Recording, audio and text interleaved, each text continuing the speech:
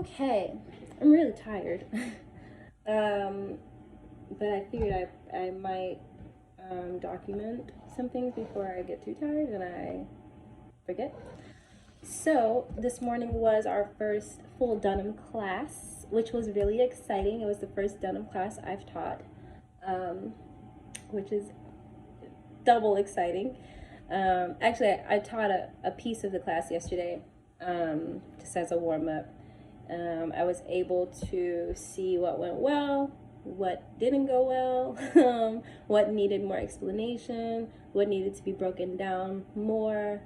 Um, it was interesting because this is the first time that I've taught a technique that is new to me, like teaching, in a long time. It reminded me of when I first started teaching ballet or when I first started teaching jazz, and I needed to build my vocabulary um, in order to guide students to the discoveries that they can have in their own bodies. Um, so it was interesting during my certification process in the summertime, when I was being adjudicated for my level 1 clearance for the year 1 cohort. It was easy because I was working with other people who knew the technique already. It was just interesting to teach people who have never done this movement before. Um, so that was great. It was great. I think students liked it. Um,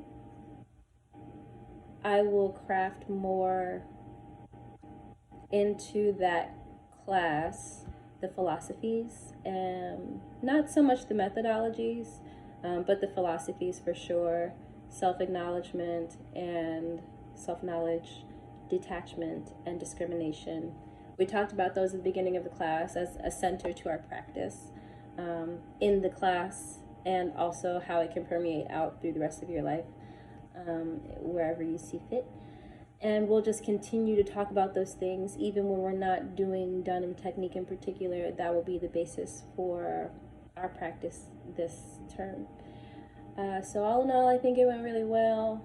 I was able to backwards plan my class, so I figured this is where I want to end. I want to end with a combination that includes these particular steps. So that's what the combination will look like. So what will the progressions look like? That's what the progressions look like. So what bar exercises do I need to include in the class in order to get ready for that?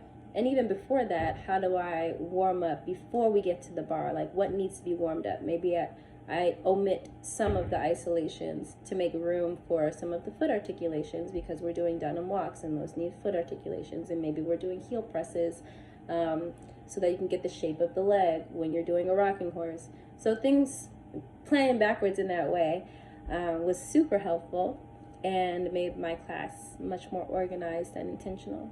So we'll see. I had a couple kids come up to me after the class asking if I was going to offer a Dunham co-curricular for the year, which was really exciting. That means that they actually liked it. And it wasn't too bad. I didn't fumble through it too badly. So that was exciting. So we'll see. We'll see how it goes.